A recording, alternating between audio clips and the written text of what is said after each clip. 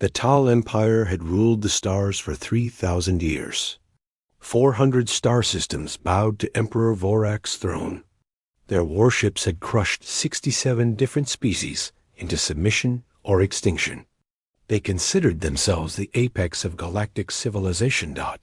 So when their long-range sensors detected a small blue planet in Sector 49, they barely paid attention. Another primitive world, Scout Captain Dren reported to his superiors. Radio signals. Chemical rockets. They have not even left their own star. System. The report traveled up the chain of command until it reached the Imperial Palace on Talrock. Prime. Emperor Vorak read it during his morning briefing and smiled. Perfect, he said. The mining guilds need new resource worlds. Send a survey fleet. Standard protocol. His advisors nodded. Standard protocol meant a show of force. Land. Claim. Conquer. It had worked on every primitive world they had ever encountered. 3 weeks later, Survey Fleet Delta entered Earth's solar system. Fleet Commander Rax sat in his command chair aboard the warship Domination, watching the blue planet grow larger on his view screen. 11 other tall vessels followed in formation behind him. Each ship carried enough firepower to level a continent. Begin the broadcast, Rax ordered. His communications officer activated the standard message. It played in 47 known languages, cycling through each one. Attention, primitive inhabitants. You are hereby subjects of the Tal Empire. Surrender all governmental authority. Prepare for occupation. Resistance will result in extinction. You have 12 hours to comply. Rax leaned back, expecting the usual response. Panic, desperate pleas. Perhaps some foolish attempt at negotiation. The primitives always responded the same way, but Earth was silent. 6 hours passed. Nothing. Perhaps their technology is too limited to answer, suggested his second officer. Rax frowned. Their sensors had detected thousands of satellites. Millions of communication signals crisscrossing the planet. These humans could respond. They were choosing not to. Then, finally, a single message came through. Short, direct, in perfect Tal language. Leave now. The bridge crew burst into laughter. Rax joined them. These humans had spirit. He almost respected that. Send a warning shot, he ordered. Target that abandoned structure in orbit. Show them what happens to those who refuse the Empire. A weapons officer locked onto an old space station floating 200 miles above Earth's surface.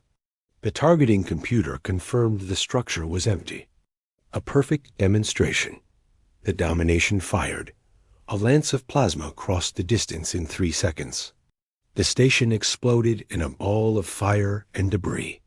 Now they will, Rax began. Every alarm on the bridge screamed at once. Commander. Multiple contacts.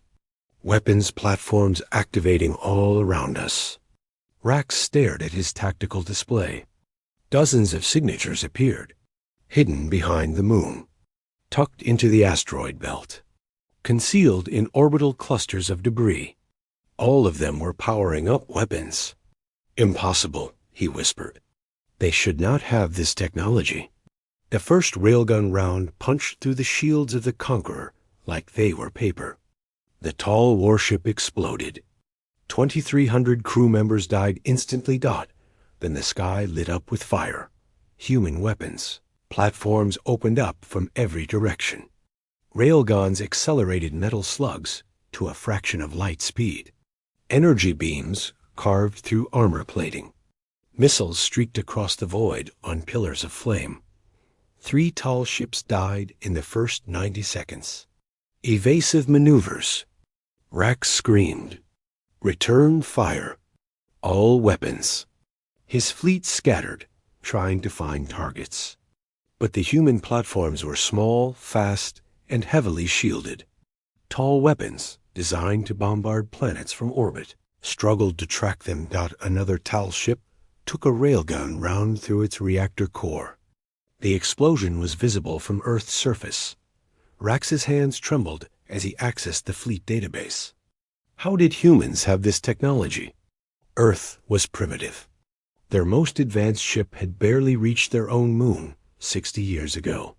This level of warfare should have been centuries beyond them, out deep in a bunker beneath the Colorado mountains. General Mark watched the battle unfold on a massive display screen. They fell for it, he said quietly. They actually fell for it. Beside him, Commander Lisa nodded. 20 years of preparation. 20 years of making them think we were helpless. Mark thought back to that day 2 decades ago. The probe that had crashed in the Pacific Ocean. The alien technology inside. Governments around the world had made a choice that day. They had looked at that technology and understood the truth. Humanity was not alone. And whoever had built that probe had enemies. Earth had spent 20 years preparing for this moment. While the world went about its normal business, thousands of scientists and engineers worked in secret. They had reverse-engineered alien shield technology, studied the weapon signatures, built defenses specifically designed to counter Tal Empire systems, and they had hidden everything. Every weapons platform was camouflaged. Every sensor array was disguised as space debris. Every ship was tucked away in places the Tal would never look, because humanity had learned one crucial lesson from studying the Tal. They were arrogant. They would never expect a primitive species to fight back. Launch the strike craft, Mark ordered. On the dark side of the moon, massive hangar doors opened. 50 small fighters emerged, their engines burning bright blue. Pilot Tom gripped his controls as his fighter accelerated toward the Tal fleet. Around him, 49 other pilots did the same. They had trained for this day, drilled endlessly in simulators, studied every weakness in Tal ship design. "This is Dragon Leader," Tom said over the radio. "All wings, attack pattern Delta. Hit them fast and get out." The human fighters were small compared to the massive Tal warships. But that was the point. The Tal ships were designed for ship-to-ship combat and planetary bombardment. They were not built to fight something as small and fast as a human. Strike craft. Tom's targeting computer locked onto the domination. He squeezed the trigger. A missile streaked away, followed by railgun fire. Around him, his squadron did the same. The Tal ships tried to respond, but their weapons could not track the human fighters. The small craft wove between plasma bolts, too fast and agile for the larger guns. Tom's missile slammed into the Domination's aft shields. The shields flickered.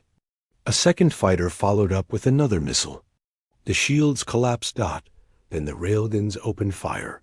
Aboard the Domination, Rax watched in horror as his ship took hit after hit. Hull plating peeled away. Internal systems failed. The bridge filled with smoke. "We need to retreat," his second officer shouted. Rax reached for the communications console. If he could just send a warning to the Empire. Tell them what happened here. But his fingers froze over the controls. Every long-range transmitter showed the same status. Jammed. The humans were not just fighting them. They were making sure no word got out. A new voice cut through the chaos on his command channel. It spoke in perfect Tal. "Fleet Commander Rax, this is Commander Lisa of Earth Defense Force. You have one chance. Power down your weapons and surrender. You will be treated fairly under our rules of war." Rax looked around his burning bridge. Half his crew was dead. His fleet was being torn apart. The smart choice was obvious. But he was Tal. The Tal did not surrender to primitives. "Never," he snarled. Lisa's voice was cold. "So be it." The human forces pressed their attack. Within 20 minutes, only one Tal ship remained operational. The Scout, a small survey vessel that had hung back from the main battle. Tom watched as the damaged ship tried to flee, its engines sputtering. He had a clear shot. His finger hovered over the trigger. "Dragon Leader, hold fire." Lisa's voice came through his headset. "Commander?" "Let it go." Tom frowned, but obeyed. The scout limped away from Earth, moving faster as its automated systems rerouted power. Its crew was dead, killed when a railgun round had torn through the crew compartment. But its computers still functioned. Its logs still recorded. Why let them go? General Mark asked Lisa. She watched the damaged ship disappear from their sensors. "Because we need them to know. We need them to see what happened here. Let them send their fleets. Let them come with everything they have." Mark understood. "You want them angry." "I want them committed," Lisa corrected. "I want them so focused on revenge that they don't stop to think. Because when they come back, we will be ready." 6 light years away, the scout dropped out of faster-than-light travel near a Tau military outpost. Its automated distress signal screamed into the void. Within hours, the logs were transmitted to Talrock Prime. Emperor Vorak watched the battle footage in silence. Watched his ships burn. Watched his warriors die. Watched a primitive species destroy an entire survey fleet. His war council erupted into shouting. "A fluke!" One admiral insisted. "They must have found ancient technology." "We underestimated them," another said. "We should study them. Learn their capabilities." "No," Vorak said quietly. Every voice fell silent. The Emperor stood, his face twisted with rage. "No study. No caution. These primitives have insulted the Empire. They have killed our warriors. There is only one response." He turned to his supreme military commander. "Send the 7th Battle Armada. 300 warships. I want that planet reduced to ash. I want every human dead. I want their world to serve as a warning to any other species that dares defy us." The commander saluted. "It will be done, my Emperor." As the meeting ended and plans were made, none of them noticed the small detail in the scout's sensor logs. A detail that, had they studied it carefully, might have given them pause. Earth had not used all its defenses. Not even close. The weapons platforms that had destroyed Survey Fleet Delta represented less than 30% of humanity's orbital defense network. The rest remained hidden, waiting, back on Earth. Lisa stood on the observation deck, watching the stars. Somewhere out there, the Tal Empire was preparing its response. She had no illusions about what was coming. 300 warships. Maybe more. Tom joined her, still wearing his flight suit. "We really kicked their ass today." "We won a battle," Lisa corrected. "The war is just beginning. You think we can win?" Lisa was quiet for a long moment. Then she smiled. "Tom, we are human. We have been fighting each other for thousands of years. We have survived ice ages, plagues, world wars, and our own stupidity. And now, for the first time in our history, we are united against a common enemy." She turned to look at him. "Can we win?" "I do not know. But I know this. They have never fought anyone like us before. They think they are the apex predators of the galaxy. They are about to learn what happens when you corner a species that climbed to the top of the food chain on a death world." Tom grinned. "When do we start preparing for round 2? "We already have," Lisa said. "General Mark is expanding production of the strike fighters. We are building more weapons platforms, training more pilots. And we are working on something new. Something that will give the Tal Empire a very bad day when they arrive." She looked back at the stars. Somewhere out there, 300 warships were preparing to destroy her world. Let them come. Humanity would be ready. The Tal Empire had violated Earth's borders. They would regret it. Asterisk, the 7th Battle Armada assembled in orbit around Talrock Prime. 300 warships. each one a monument to Tau military power. Battle cruisers the size of mountains, carriers packed with assault craft, destroyers bristling with plasma cannons.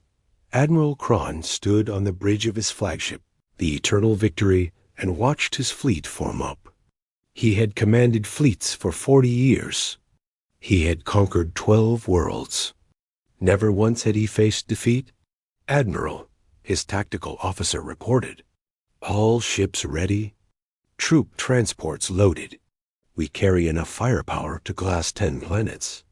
Kron nodded. Perhaps the Emperor was overreacting.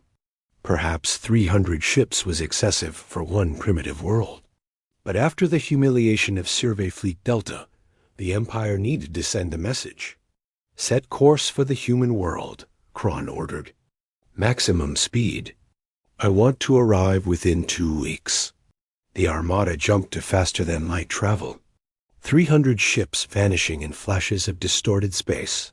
On Earth, the countdown began. General Mark stood in the war room, surrounded by holographic displays showing every defense installation humanity had built. The room was packed with military leaders from every nation. Chinese generals stood beside American admirals. Russian commanders worked with European strategists. The old borders meant nothing now. 2 weeks, Mark said. Maybe less if they push their engines. "We have 2 weeks to finish everything." Commander Lisa pulled up a star chart. "Our deep space sensors picked up their departure. The Tal are not being subtle. 300 ships moving in a direct line toward us. They want us to see them coming. They want us to be afraid." "Are we afraid?"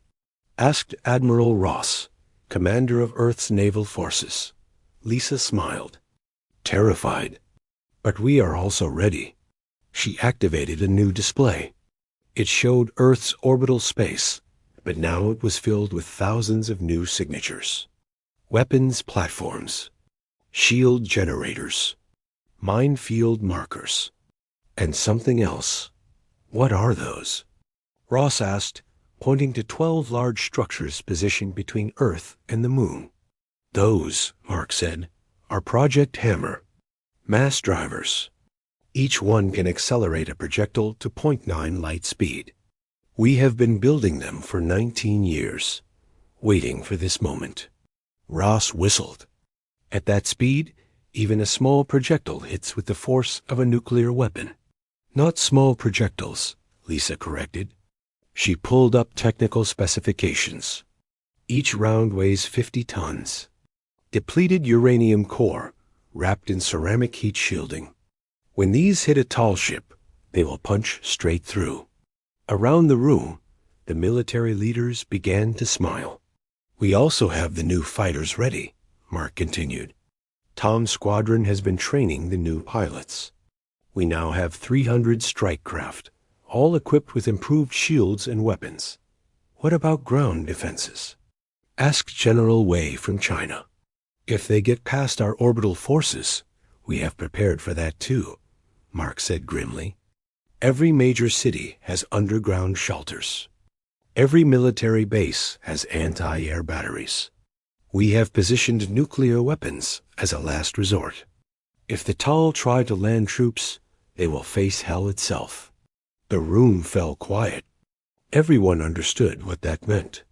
If the Tal reached Earth's surface, humanity had already lost the space battle. The ground war would be a desperate last stand. "Let us make sure it never comes to that," Lisa said. Across the globe, humanity prepared. Factory workers built ammunition around the clock. Scientists made final adjustments to shield generators. Families said goodbye to loved ones joining the defense forces. Everyone knew what was coming. Everyone understood the stakes. In orbit, Tom and his fellow pilots ran continuous drills. They practiced attack runs against holographic targets, studied recordings of Tal ship movements from the first battle, memorized every weak point in Tal armor. "We hurt them last time," Tom told his squadron during a briefing. "But that was 12 ships. This time it is 300. We cannot afford mistakes." Every shot has to count. Every pilot has to come back alive so we can rearm and go again. A young pilot named Jake raised his hand. What if we cannot win? Tom met his eyes. Then we make sure they pay for every inch of space with blood. We make them regret ever pointing their ships at our world. But personally, I think we are going to surprise them again. The pilots cheered. Tom wished he felt as confident as he sounded. 2 weeks passed quickly. The tall Armada dropped out of faster-than-light travel at the edge of Earth's solar system. Admiral Kron studied the tactical display. The blue planet hung in the distance, seemingly defenseless. Scan for weapons platforms, he ordered. Survey Fleet Delta encountered hidden defenses. I want them all identified before we advance. His sensor officers worked frantically. After 20 minutes, they had a count. Admiral, we detect approximately 2,000 orbital defense platforms. Multiple shield generators. Unknown structures between the planet and its moon. Kron frowned. 2,000 platforms. More than expected, but still manageable. His fleet had 300 warships. The mathematics were simple. Launch scout drones, he ordered. Map everything. I want to know exactly what we are facing. 20 drones shot forward, their sensors active. They mapped the human defenses in detail. Energy signatures, shield strengths, weapon types. All the data flowed back to the Eternal Victory. The platforms use railgun technology primarily, the tactical officer reported. Some energy weapons. Their shields are strong, but not military grade. Each platform could be destroyed by sustained fire from a single battlecruiser. Kron did the math. 2,000 platforms. 300 ships. Even if each ship had to destroy 7 platforms, they had more than enough firepower. The humans had built impressive defenses for a primitive species, but they were still outmatched. All ships advance in formation, Kron ordered. Battle screens up. Point defense active. Destroy any platform that fires on us. We will sweep through their defenses like a storm. The Armada moved forward. 300 warships, their shields glowing with power. They advanced slowly, maintaining formation, professional, disciplined. Exactly as Kron had trained them. The human platforms did not fire. They simply waited in the war room on Earth. General Mark watched the Tau fleet advance. Hold fire. Let them get closer. Let them think we are afraid. They are almost in optimal range for the mass drivers, Lisa said. Not yet. Wait until they commit fully. I want them too deep to retreat easily. The Tau fleet reached the halfway point between Mars and Earth. Still the human defenses remained silent. Admiral Kron frowned. Why are they not shooting? They must know we are coming. Perhaps they are hoping we will negotiate? His second officer suggested. After what they did to Survey Fleet Delta? No, they are planning something. Kron studied his tactical display, searching for the trap. But he saw nothing except the platforms, waiting. Continue advance. All weapons ready. The Tau fleet pressed forward. They passed the orbit of Earth's moon. The human platforms were now clearly visible on their sensors. Still silent. Still waiting. Admiral, we are detecting massive power surges from those unknown structures, a sensor officer reported. They are charging something. Kron's eyes widened. All ships evasive, asterisk.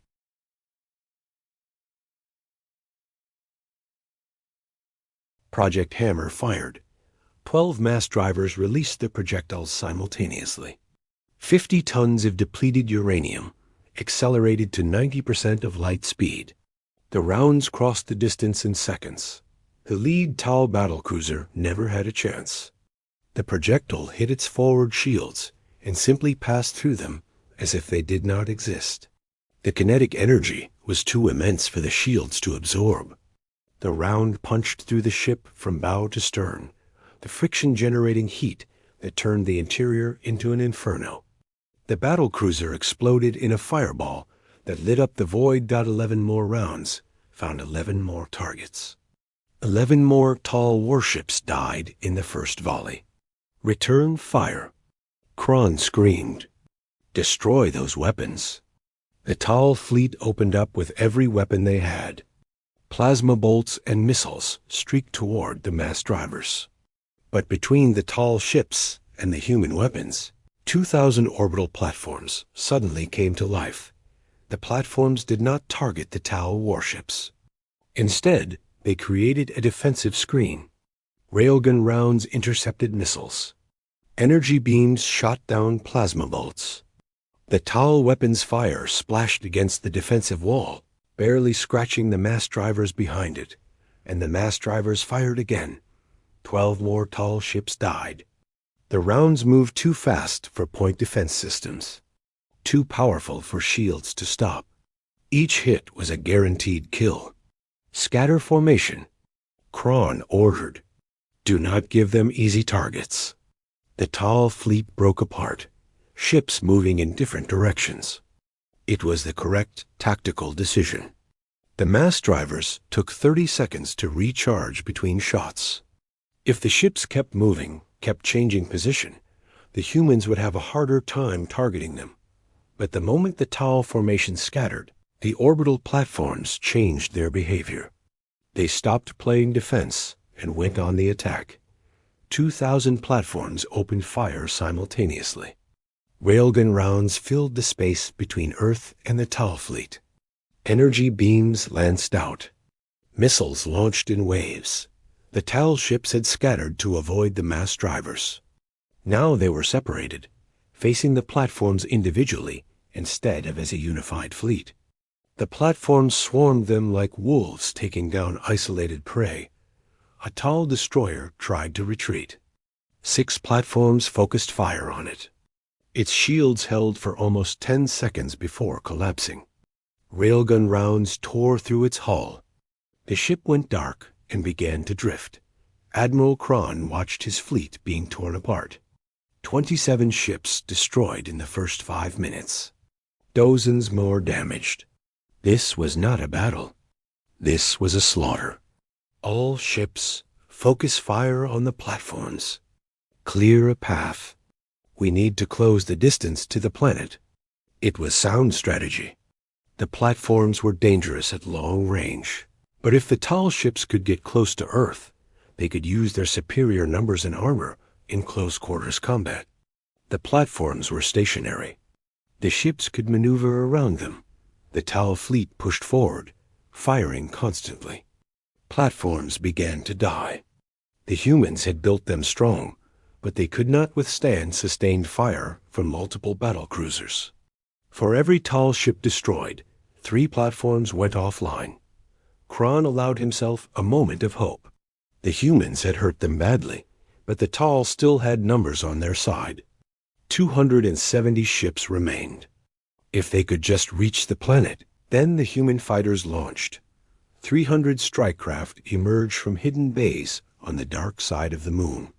They accelerated hard, covering the distance in minutes. These were not the same fighters from the first battle. These were upgraded. Faster engines. Stronger shields. More powerful weapons. And this time, there were 300 of them. Tom led the first wave. He had studied the recordings of the first battle 1,000 times. He knew exactly how to hurt the Tal ships. The weak points in their armor. The blind spots in their sensors. The delay in their targeting systems. All wings, attack pattern Omega, he transmitted. Hit them fast. Hit them hard. Do not give them time to think. The fighters split into groups of 10, each group targeting a different Tal ship. They came in from multiple angles, weaving and dodging through the Tal defensive fire. For every fighter that died, 50 made it through. Tom's group targeted a damaged battlecruiser. Its shields were already weak from platform fire. He locked onto the shield generator and fired. His missiles streaked forward, followed by railgun fire from the other 9 fighters in his group. The battlecruiser's shields collapsed. The railgun rounds cut deep into the hull, hitting something critical. Secondary explosions rippled across the ship. Within seconds, it was dead in space. Dragon Leader 1 down. Tom called out, moving to next target. All across the battlefield, the same scene repeated. Small groups of fighters swarming larger ships. The tall vessels tried to fight back, but their weapons were too slow. Designed for ship-to-ship combat, they could not track targets as small and fast as the human strike craft. The mass drivers fired again. 12 more ships died. Admiral Kron stared at his tactical display in disbelief. His fleet was being destroyed. In 15 minutes of combat, they had lost over 60 ships. The humans were fighting with a coordination and skill that should have been impossible for a primitive species. "Admiral, we must retreat," his second officer pleaded. "We cannot win this battle." Kron wanted to argue, wanted to find a way to salvage this disaster. But the truth was obvious. The humans had planned for this. Every defense was calculated. Every tactic designed to exploit Tau weaknesses. If the fleet stayed, they would all die. "All ships," Kron said, his voice heavy with shame. "Retreat. Fall back to Rally Point Gamma. Preserve what forces we can." The tall fleet turned and ran. Those ships that could still move activated their faster-than-light drives. The human fighters pursued them to the edge of the system, destroying stragglers. The platforms continued firing until the Tau were out of range. When the battle ended, only 140 Tau ships escaped. 160 had been destroyed. The greatest military defeat in Tau Empire history. In the war room on Earth, silence reigned. Everyone stared at the tactical display, barely believing what they had just witnessed. They had faced an armada 300 strong, and they had won. General Mark finally spoke. "Casualty report? 73 fighters lost," Lisa reported quietly. 212 platforms destroyed. No damage to Earth itself. 73 pilots dead. Tom thought of their faces, their names, friends he had trained with, flown beside, gone. But Earth still stood. Humanity survived. "They will come back," Admiral Ross said, "with more ships." "Let them," Mark replied. "Every time they attack, we learn more about them. Every time they retreat, we grow stronger." Lisa pulled up long-range sensor data. The survivors are limping back toward Tal space. At their current speed, they will reach the nearest outpost in 8 days. Then the Empire will know. 300 ships sent. Only 140 returned. She looked around the room. "They sent an armada to crush us. We sent it running. What will they send next?" No one had an answer. But deep in the heart of the Tal Empire, Emperor Vorak sat on his throne and received the news of his fleet's destruction. His face remained impassive as Admiral Kron's report played. The casualties, the losses, the humiliation. When it ended, Vorak stood. His war council fell silent. "Summon the Grand Fleet," he said quietly. "Every battleship, every carrier, every destroyer. I want 1,000 warships assembled. I want our most powerful weapons loaded. I want our finest warriors ready." He turned to face his advisors. "The humans have proven themselves worthy opponents. Very well. We will show them what happens when the full might of the Tau Empire focuses on a single world. We will show them that they cannot win. We will show them that resistance is futile. And if they somehow survive, my Emperor?" An advisor dared to ask. Vorak single quotes, his eyes were cold.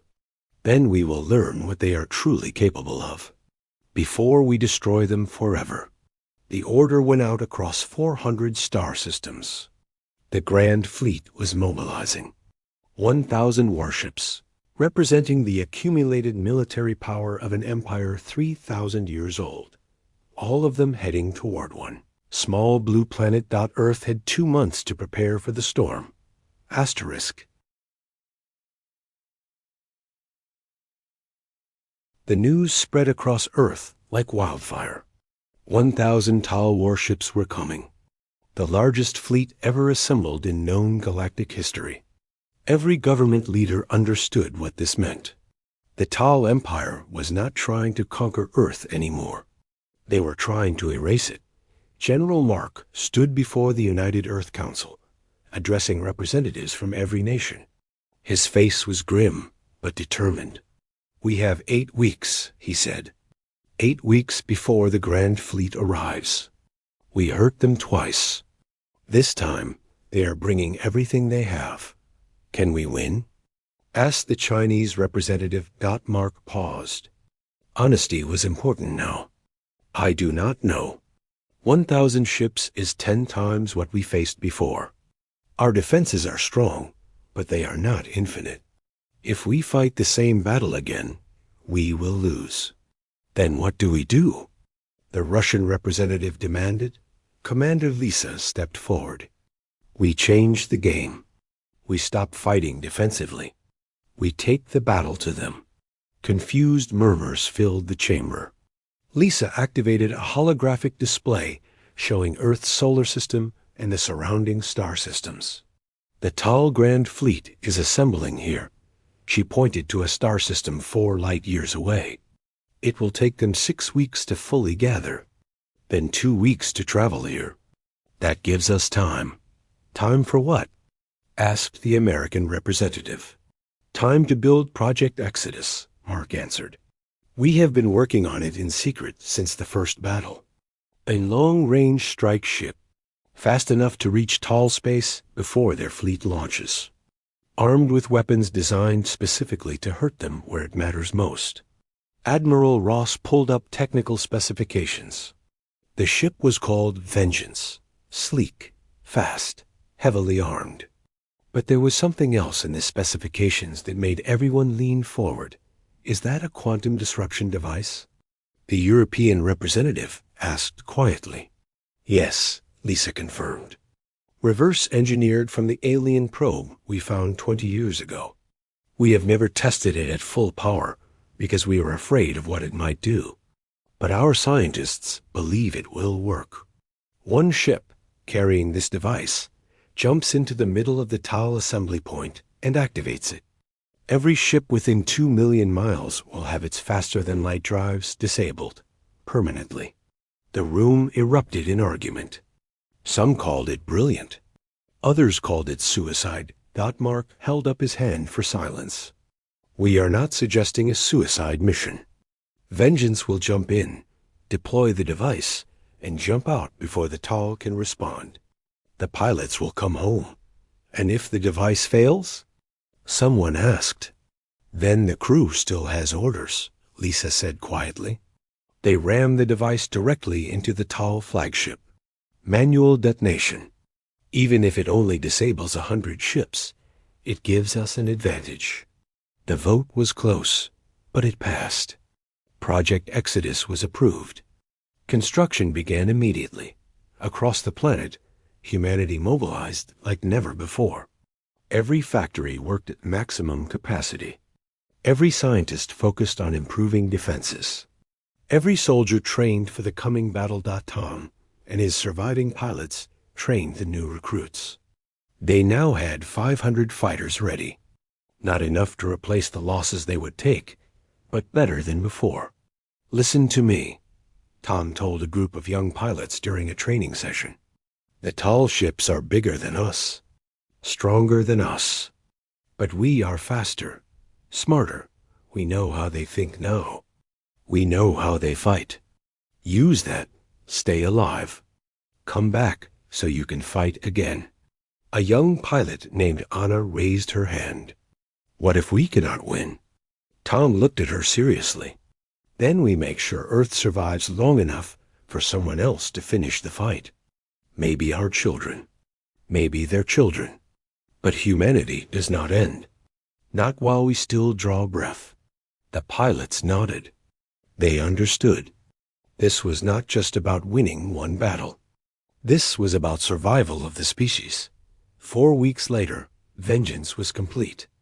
It sat in a hidden construction bay on the far side of the moon. The ship was beautiful in a deadly way. Black hull absorbing sensor scans. Engines powerful enough to outrun anything the Tal had. And at its heart, the quantum disruption device. Captain Nia volunteered to command the mission. She was one of Earth's best pilots, with nerves of steel and reflexes that bordered on superhuman. She handpicked her crew, 20 people, all volunteers, all knowing they might not come back. General Mark met with Nia the night before launch. They stood in the observation deck, looking at Vengeance through the reinforced glass. Asterisk, you understand the mission? Mark asked. Jump into Tal space. Deploy the device. Disable their fleet. Jump home. Nina's voice was calm. And if the jump drive fails, ram the flagship and detonate manually. I wish there was another way. Nina smiled. There is not. Someone has to do this. Might as well be me. She looked at Mark. If I do not make it back, tell my daughter I loved her. Tell her I did this so she could have a future. Mark nodded, not trusting his voice. The next morning, Vengeance launched. It accelerated out of the solar system, then engaged its experimental faster-than-light drive. The ship vanished in a flash of distorted space. 3 days later, it dropped out of faster-than-light travel at the Tal assembly point. Captain Nina stared at the view screen. Hundreds of tall warships filled the space around her. Battleships the size of cities. Carriers that could hold 1,000 fighters. All of them gathering for the attack on Earth. Deploy the device, she ordered. 30-second timer. Her crew worked quickly. The quantum disruption device launched from Vengeance, accelerating toward the center of the Tal fleet. Its timer ticked down. Tal sensors detected the human ship immediately. Alarms blared across every vessel. Admiral Kron, now disgraced and demoted to fleet coordinator, stared at his tactical display in disbelief. A single human ship? Here? He turned to his weapons officer. Destroy it, now. Dozens of Tal ships turned their weapons toward Vengeance. Plasma bolts and missiles streaked across the void. Jumping now. Nina's navigator called out. Vengeance's faster-than-light drive engaged. The ship vanished just as the Tal weapons reached its position. The plasma bolts hit empty space, but the device was still there, tumbling through the void. Timer at 5 seconds. Kron realized what was happening. All ships emergency jump. Get away from that. The device detonated. It did not explode in the traditional sense. There was no fireball, no shockwave. Instead, space itself seemed to ripple. A wave of quantum energy expanded outward at the speed of light, passing through every ship in range. Inside the Tal vessels, faster-than-light drives simply stopped working. The exotic matter that allowed them to bend space collapsed. Power cores that had run for decades went dark. Navigation computers showed error messages in languages the Tal engineers did not recognize. In 30 seconds. The device disabled 647 Tal warships, more than half the Grand Fleet. They could still move at slower speeds. They could still fight, but they could not jump to faster-than-light travel. They were stranded. Admiral Kron stared at his dead navigation console. Around him, his crew worked frantically to restore power. Nothing worked. The damage was not physical. It was fundamental. The device had altered something at the quantum level. How long to repair? He demanded. We do not know, his chief engineer reported. This technology is completely unknown to us. It could take weeks, months, maybe never. Kron felt cold. The remaining ships of the Grand Fleet were scattered across 3 star systems. It would take months to gather them without faster-than-light travel.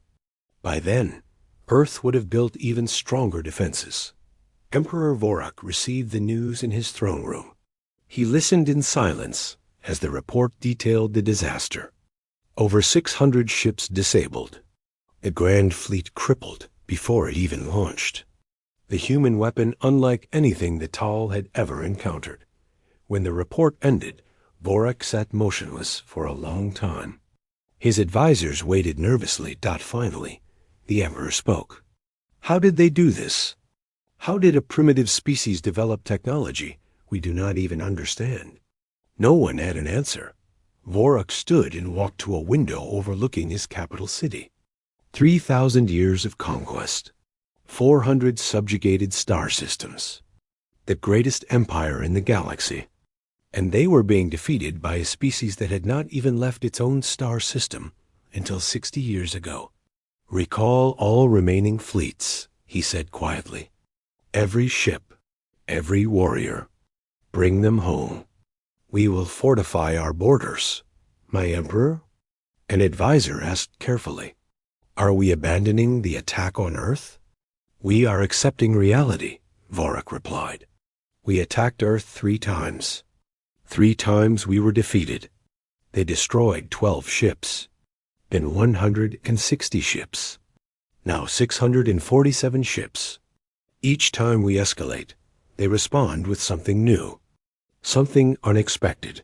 He turned to face his council.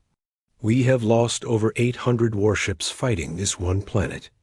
800 ships that we need to maintain our empire. If we continue this war, we will destroy ourselves trying to destroy them. But the humiliation, someone began, is preferable to extinction, Vorak interrupted. We will leave the humans alone. We will study what happened. We will learn. And perhaps, in 100 years or 1,000 years, we will understand how they defeated us. The orders went out across the Tal Empire. Cease all hostile actions toward Earth. Withdraw all forces from human space. The war was over.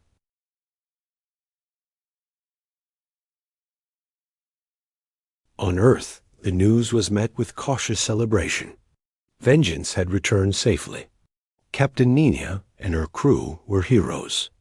The Tal Grand Fleet was disabled. The threat was gone. But General Mark was not celebrating. He stood in the war room with Commander Lisa and Admiral Ross, studying intelligence reports. The Tal have recalled their fleets, Ross said. They are pulling back to their core systems. It looks like they are abandoning the war. For now, Mark said. But they will be back eventually. Maybe not in our lifetimes, but someday. And next time, they will come prepared. Lisa nodded, which is why we cannot stop building, cannot stop preparing. We won this war, but the galaxy is bigger than we imagined. There are other threats out there, so what do we do? Ross asked.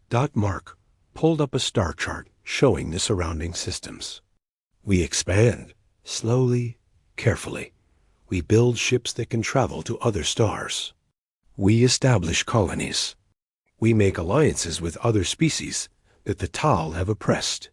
We make sure that if humanity is ever threatened again, we are ready. He looked at his companions. The Tal Empire made a mistake. They attacked us thinking we were primitive.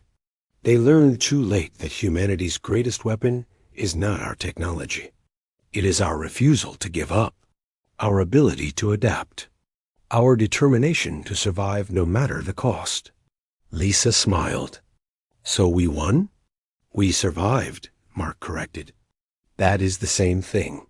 Across the solar system, humanity began its next chapter. The weapons platforms remained active, watching the stars. The fighter squadrons continued their patrols. But now new projects began. Ships designed for exploration. Crews trained for first contact with other species. Scientists working on peaceful applications of the alien technology they had mastered. Tom stood on the observation deck of the lunar base, looking at Earth. His daughter Anna stood beside him. She had survived the war, though barely. Her fighter had taken damage in the final battle with the Tau, but she had made it home. What do you think happens now? Anna asked. Tom considered the question. We rebuild. We grow. We explore. And we stay vigilant. Because there are more species out there. Some might be friends. Others might be enemies. But we will face them the same way we faced the Tau, together. Do you think we will ever have peace? I think we will have what we make for ourselves, Tom replied. Peace is not given. It is earned. We earned it by fighting for our survival. Now we earn it by building something worth protecting. Anna nodded. I am glad you made it through the war. I am glad you did too. Tom put his arm around his daughter's shoulders. Come on, let us go home. Your mother is waiting. As they left, Tom took one last look at the stars. Somewhere out there, the Tal Empire was licking its wounds. Other empires watched and wondered about the small blue planet that had defeated the mighty Tau. Some would fear Earth. Others would respect it. A few might even seek friendship. But all of them would remember the lesson the Tau learned the hard way. Do not underestimate humanity. Do not threaten Earth. And never, ever violate humanity's borders, because the armadas that tried never returned. And those who heard the story understood the warning. Humanity had announced itself to the galaxy, not as conquerors or victims, but as survivors, as warriors when necessary, as builders when possible, as a species that would not bow to any empire, no matter how ancient or powerful the Tal Empire had been. The first to test Earth's resolve. They would not be the last, but they would always be, remembered as the empire that learned what happens. When you push humanity too far, the stars belong to everyone now, and humanity had earned its place among them, not through conquest, but through courage, not through cruelty, but through sacrifice, not through overwhelming force, but through unwavering determination. The empire had violated Earth's borders. Their armadas never returned, and the galaxy would never forget. The end. Asterisk.